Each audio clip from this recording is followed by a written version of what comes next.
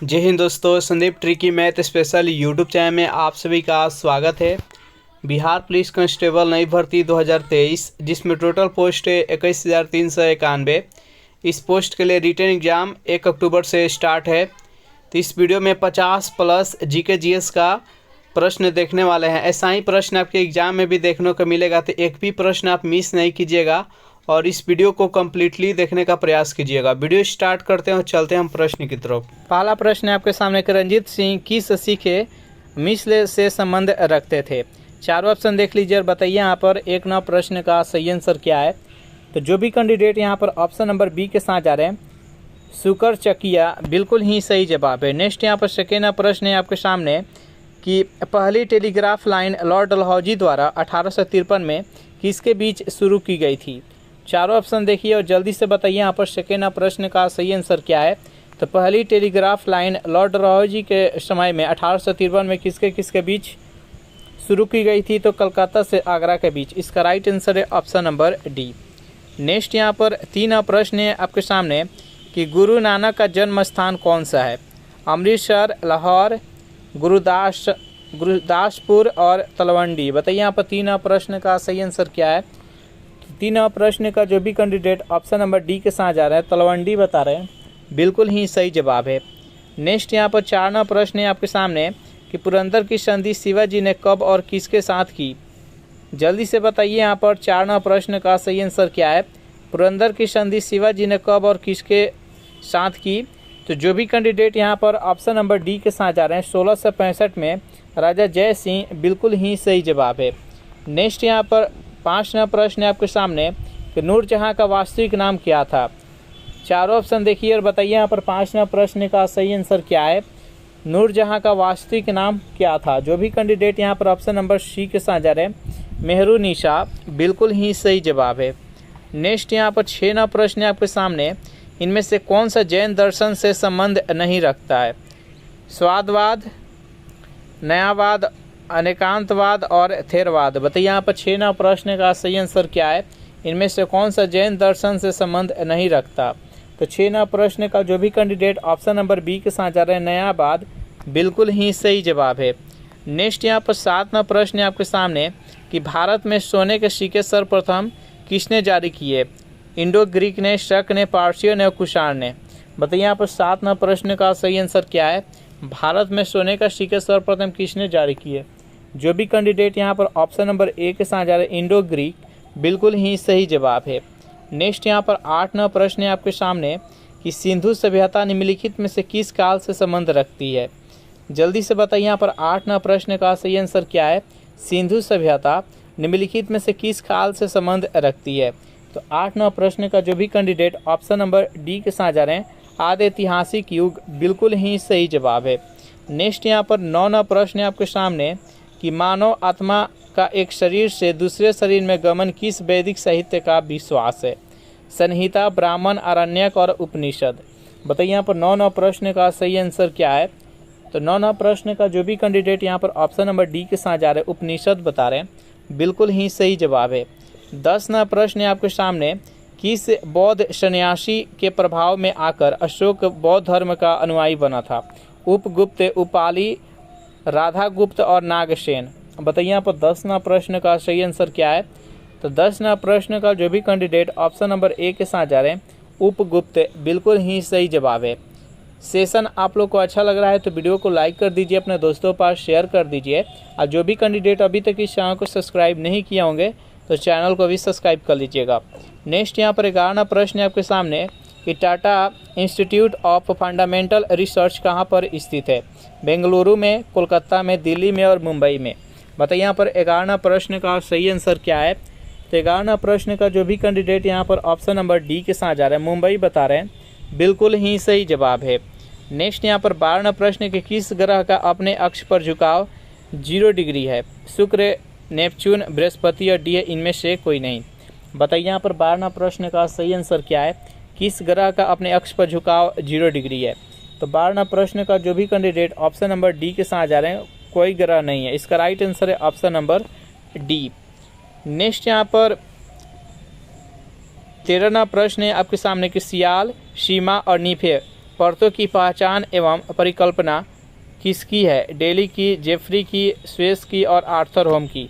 बताइए यहाँ पर 13वां प्रश्न का सही आंसर क्या है? तो 13वां प्रश्न का जो भी कैंडिडेट ऑप्शन नंबर सी के साथ जा रहे हैं, स्वेस बता रहे हैं, बिल्कुल ही सही जवाब है। नेक्स्ट यहाँ पर 14वां प्रश्न है आपके सामने। इक्वाडोर का चिम्बोरजी ज्वालामुखी निम्नलिखित में से किस श्रेणी में आता है? शांत, सक्रिय, प्रसुप्त और डी उपयुक्त में से कोई नहीं। बताइए यहाँ पर 14वां प्रश्न का सही आंसर क्या है? तो शांत है। जो भी कैंडिडेट यहाँ पर ऑप्शन नंबर ए के साथ जा रहे हैं, बिल्कुल ही सही जवाब है। नेक्स्ट यहाँ पर 15वां प्रश्न है आपके सामने कि किस प्रदेश में पूरे साल वर्षा होती है? भूमध्य सागरीय, विषुवतीय, उष्णकटिबंधीय और शीतोष्ण। बताइए यहाँ पर 15वां प्रश्न का सही आंसर क्या है? तो 15वां प्रश्न का जो भी कैंडिडेट ऑप्शन नंबर बी के साथ जा रहे हैं, विषुवतीय, बिल्कुल ही सही जवाब। इसका राइट आंसर है ऑप्शन नंबर बी।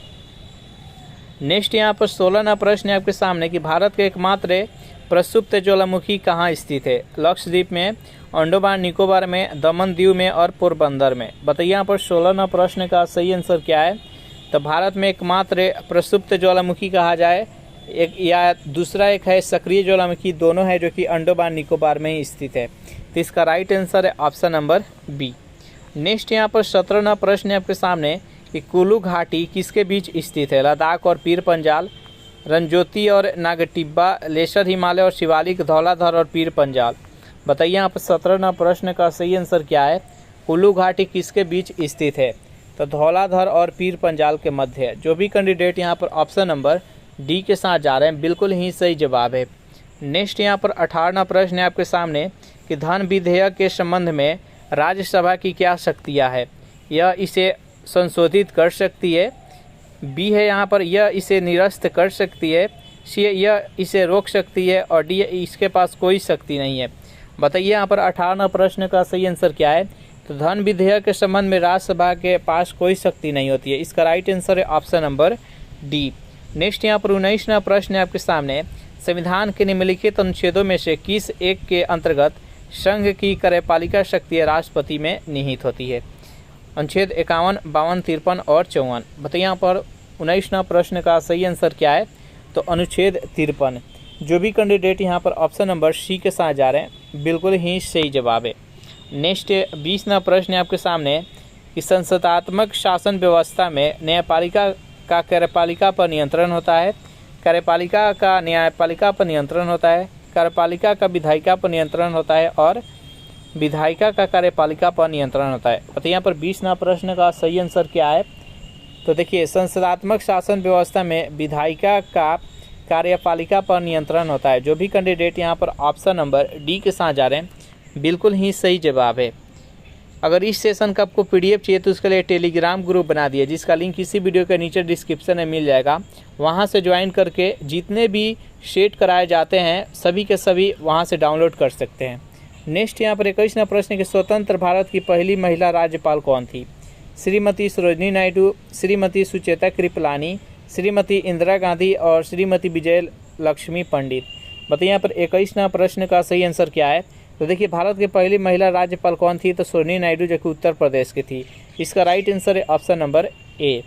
नेक्स्ट यहाँ पर 22वां प्रश्न है कि उच्च न्यायालय के न्यायाधीशों के पद की शपथ किसके द्वारा दिलाई जाती है? उच्च न्यायालय के मुख्य न्यायाधीश के द्वारा, भारत के राष्ट्रपति के द्वारा, भारत के मुख्य न्यायाधीश और राज्य के राज्यपाल। बताइए यहाँ पर 22वां प्रश्न का सही आंसर क्या है? तो देखिए, उच्च न्यायालय के न्यायाधीशों की शपथ कौन दिलाता है? तो उस राज्य के राज्यपाल। जो भी कैंडिडेट यहाँ पर ऑप्शन नंबर डी के साथ जा रहे हैं, बिल्कुल ही सही जवाब है।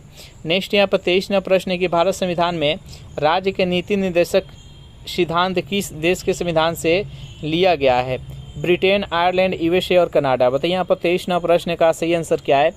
तो देखिए, राज्य के नीति निर्देशक सिद्धांत है जो कि आयरलैंड के संविधान से लिया गया है। तो इसका राइट आंसर है ऑप्शन नंबर बी। नेक्स्ट यहाँ पर 24वां प्रश्न है कि गौतम बुद्ध का बचपन का नाम क्या था? जल्दी से बताइए यहाँ पर 24वां प्रश्न का सही आंसर क्या है? गौतम बुद्ध का बचपन का नाम क्या था? तो 24वां प्रश्न का जो भी कैंडिडेट ऑप्शन नंबर ए के साथ जा रहे हैं, सिद्धार्थ बता रहे हैं, बिल्कुल ही सही जवाब है। नेक्स्ट यहाँ पर 25वां प्रश्न है आपके सामने कि खालसा पंथ की नींव किस सिख गुरु ने डाली थी? गुरु अर्जुन देव ने, गुरु हरगोबिंद, गुरु तेग बहादुर, गुरु गोविंद सिंह। बताइए यहाँ पर 25वां प्रश्न का सही आंसर क्या है? तो खालसा पंथ की नींव किसने डाली थी? तो गुरु गोविंद सिंह। जो भी कैंडिडेट यहाँ पर ऑप्शन नंबर डी के साथ जा रहे हैं बिल्कुल ही सही जवाब है। सिख के 10वें गुरु थे और अंतिम गुरु थे। नेक्स्ट यहाँ पर 26वां प्रश्न आपके सामने, एकमात्र वेद जो गद्य और पद दोनों में लिखा गया है वह कौन सा है? ऋग्वेद, यजुर्वेद, सामवेद, अथर्ववेद। बताइए यहाँ पर 26वां प्रश्न का सही आंसर क्या है? तो जो भी कैंडिडेट यहाँ पर ऑप्शन नंबर बी के साथ जा रहे हैं यजुर्वेद बता रहे हैं, बिल्कुल ही सही जवाब है। यजुर्वेद को शतपथ ब्राह्मण के नाम से भी जाना जाता है, याद रखिएगा। ऋग्वेद को ऐतरेय ब्राह्मण कहा जाता है, सामवेद को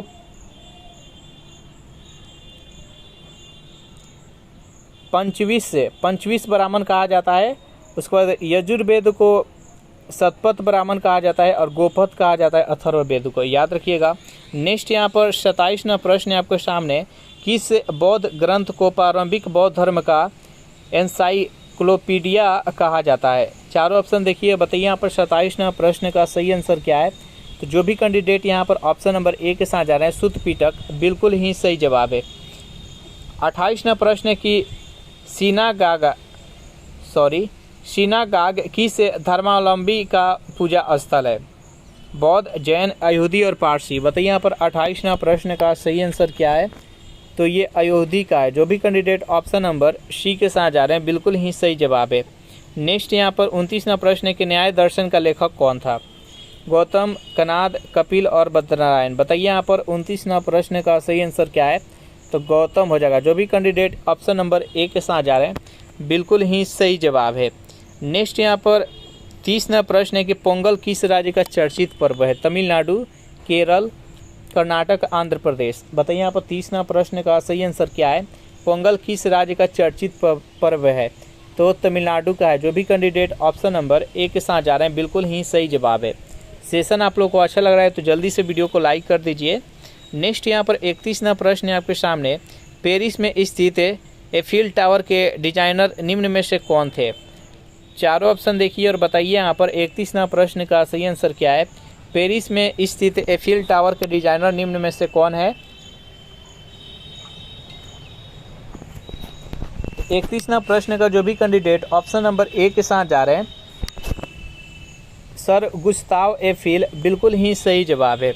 नेक्स्ट यहाँ पर 32वां प्रश्न है कि संगीत नाटक अकेडमी की स्थापना कब हुई? 1951 में, 1953, 1954, 1957। बताइए यहाँ पर 32वां प्रश्न का सही आंसर क्या है? संगीत नाटक अकेडमी की स्थापना कब हुई? 32वां प्रश्न का जो भी कैंडिडेट ऑप्शन नंबर बी के साथ जा रहे हैं 1953 बता रहे हैं, बिल्कुल ही सही जवाब है। नेक्स्ट यहाँ पर 33वां प्रश्न है कि भारत में अंग्रेजी शिक्षा का मैग्ना कार्टा किसे कहा जाता है? वुड डिस्पैच को, मैकाले का विवरण पत्र, 1813 का चार्टर, ऑकलैंड का विवरण पत्र। बताइए यहाँ पर 33वां प्रश्न का सही आंसर क्या है? तो भारत में अंग्रेजी शिक्षा का मैग्ना कार्टा किसे कहा जाता है? तो वुड डिस्पैच को। जो भी कैंडिडेट यहाँ पर ऑप्शन नंबर ए के साथ जा रहे हैं बिल्कुल ही सही जवाब है। नेक्स्ट यहाँ पर 34वां प्रश्न है आपके सामने कि निम्नलिखित में से किसकी विद्युत चुंबकीय तरंगों की तरंग दैर्घ्य सबसे लंबी होती है? पारावैंगनी, प्रकाश किरणें, गामा किरणें और रक्त किरणें। बताइए यहाँ पर 34वां प्रश्न का सही आंसर क्या है? तो 34वां प्रश्न का जो भी कैंडिडेट ऑप्शन नंबर डी के साथ जा रहे हैं और रक्त किरणें, बिल्कुल ही सही जवाब है। और किस किरण की भेदन क्षमता सबसे अधिक होती है? तो गामा किरण की। तो इस प्रश्न का राइट आंसर है ऑप्शन नंबर डी। नेक्स्ट यहाँ पर 35वां प्रश्न है आपके सामने कि दंत चिकित्सक का दर्पण कौन सा है? दंत चिकित्सक किस दर्पण का प्रयोग करता है? बेलनाकार दर्पण का, समतल दर्पण, उत्तल दर्पण, अवतल दर्पण। बताइए यहाँ पर 35वां प्रश्न का सही आंसर क्या है? तो अवतल दर्पण का प्रयोग करता है। अवतल दर्पण में कैसा प्रतिबिंब बनता है? तो वस्तु से 12 प्रतिबिंब बनता है, इसलिए अवतल दर्पण का प्रयोग करता है। नेक्स्ट यहाँ पर 36वां प्रश्न है कि कैमरे का कौन सा भाग मानव नेत्र के दृष्टि पतल के सदृश है? लेंस, फिल्म, द्वारक और शटल। बताइए यहाँ पर 36वां प्रश्न का सही आंसर क्या है? तो फिल्म है। जो भी कैंडिडेट यहाँ पर ऑप्शन नंबर बी के साथ जा रहे हैं बिल्कुल ही सही जवाब है। नेक्स्ट यहाँ पर 37वां प्रश्न है आपके सामने कि मैक संख्या का संबंध किससे है? ध्वनि के वेग से है, जलयान के वेग से है, वायुयान के वेग से है, अंतरिक्ष यान के वेग से है। बताइए यहाँ पर 37वां प्रश्न का सही आंसर क्या है। मैक संख्या का संबंध किससे है। 37वां प्रश्न का जो भी कैंडिडेट ऑप्शन नंबर सी के साथ जा रहे हैं वायुयान के वेग से है। इसका राइट आंसर है ऑप्शन नंबर सी। नेक्स्ट यहाँ पर 38वां प्रश्न है कि लाउड स्पीकर में ऊर्जा का परिवर्तन होता है। जल्दी से बताइए यहाँ पर 38वां प्रश्न का सही आंसर क्या है। लाउड स्पीकर में ऊर्जा का परिवर्तन होता है तो ये विद्युत ऊर्जा को ध्वनिक ऊर्जा में बदलता है। जो भी कैंडिडेट यहाँ पर ऑप्शन नंबर बी के साथ जा रहे हैं बिल्कुल ही सही जवाब है। नेक्स्ट यहाँ पर 39वां प्रश्न है आपके सामने कि न्यूटन के गति के द्वितीय नियम से किस राशि का व्यंजन मिलती है। त्वरण का, बल का, ऊर्जा का और एक समान गति का। बताइए यहाँ पर 39वां प्रश्न का सही आंसर क्या है। तो देखिए न्यूटन के गति का जो द्वितीय नियम होता है उससे बल का व्यंजन प्राप्त होता है। तो इसका राइट आंसर है ऑप्शन नंबर बी। एफ बराबर क्या होता है। एफ बराबर होता है ma मास गुणे त्वरण। ये व्यंजन प्राप्त होता है न्यूटन के गति के द्वितीय नियम से। और न्यूटन के गति के जो प्रथम नियम होता है उससे बल का परिभाषा प्राप्त होता है। नेक्स्ट यहाँ पर 40वां प्रश्न है आपके सामने। विभवांतर मापने के लिए प्रयुक्त युक्ति को जाना जाता है। थर्मामीटर, एमीटर, वोल्टमीटर और गैल्वेनोमीटर। बताइए यहाँ पर 40वां प्रश्न का सही आंसर क्या है। तो देखिए विभवांतर मापने के लिए किस युक्ति का प्रयोग किया जाता है। तो वोल्टमापी का प्रयोग किया जाता है। जो भी कैंडिडेट यहाँ पर ऑप्शन नंबर सी के साथ जा रहे हैं बिल्कुल ही सही जवाब है। और विद्युत धारा को मापने के लिए एमीटर का प्रयोग किया जाता है। एमीटर को श्रेणी क्रम में जोड़ा जाता है और वोल्टमीटर को समानांतर क्रम में जोड़ा जाता है। यह भी याद रखिएगा। नेक्स्ट यहाँ पर 41वां प्रश्न है। चूने के जल में क्या होता है। Sodium hydroxide, calcium hydroxide, sodium carbonate, calcium chloride. बताइए यहाँ पर 41वां प्रश्न का सही आंसर क्या है। तो कैल्शियम हाइड्रोक्साइड। जो भी कैंडिडेट यहाँ पर ऑप्शन नंबर बी के साथ जा रहे हैं बिल्कुल ही सही जवाब है। नेक्स्ट यहाँ पर 42वां प्रश्न है आपके सामने कि लोहे की वस्तु में जंग क्या बनने से लग जाती है। फेरस ऑक्साइड, फेरस और फेरिक हाइड्रो ऑक्साइड का मिश्रण, फेरिक सल्फेट, फेरिक क्लोराइड। बताइए यहाँ पर 42वां प्रश्न का सही आंसर क्या है। तो देखिए लोहे की वस्तु में जंग किसके कारण से बन जाता है, लग जाता है। तो फेरस और फेरिक ऑक्साइड का मिश्रण। इसका right answer option number B. और जब लोहे की वस्तु जो होती है उसमें जंग लग जाता है तो उसका वजन है जो कि बढ़ जाता है। और जंग लगने से बचने के लिए उसको जस्टीकरण यानी उस पर यसद लेपन यानी जस्ता की परत चढ़ाई जाती है जिससे कि जंग नहीं लगता है। और लोहे में जंग लगना एक ऐसा परिवर्तन है तो यह एक रासायनिक परिवर्तन है। नेक्स्ट क्वेश्चन देखते हैं यहाँ पर 43वां प्रश्न है कि पशुओं के हड्डियों तथा दांतों के मुख्य रासायनिक पदार्थ कौन सा है। सोडियम क्लोराइड, शर्करा, कैल्शियम फास्फेट, कैल्शियम सल्फेट। बताइए यहाँ पर 43वां प्रश्न का सही आंसर क्या है। तो जो भी कैंडिडेट यहाँ पर ऑप्शन नंबर सी के साथ जा रहे हैं कैल्शियम फास्फेट बिल्कुल ही सही जवाब है।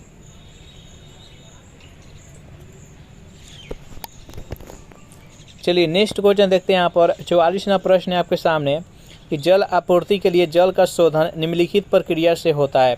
क्लोरीनीकरण, आसवन, फिल्टरन और निस्तारण। बताइए यहाँ पर 44वां प्रश्न का सही आंसर क्या है।